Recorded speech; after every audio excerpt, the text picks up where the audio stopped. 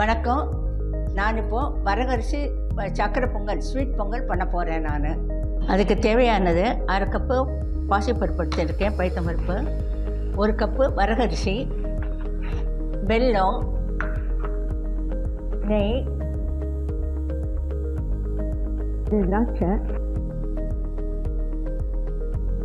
முந்திரி பருப்பு,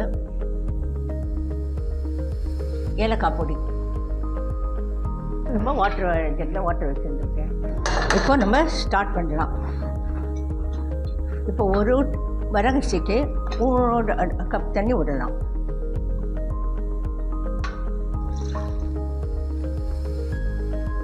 இப்போ தண்ணி காயட்டும், அது வரைக்கும் நம்ம கொஞ்சம் வெயிட் பண்ணுவோம்.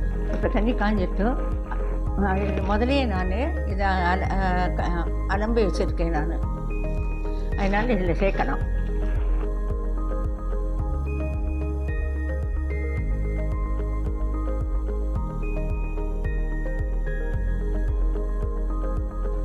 ஒரு 3 விசில் வர வரைக்கும் நம்ம வைக்கலாம்.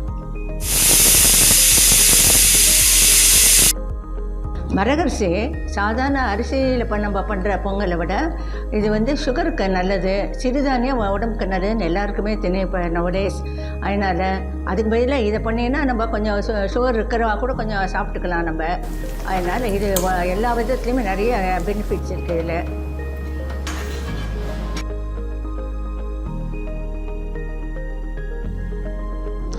ரொம்ப சூப்பராக வந்திருக்கு. நீங்களும் இந்த வரகரிசி பொங்கலை பண்ணி பாருங்கள், நல்லாயிருக்கும்.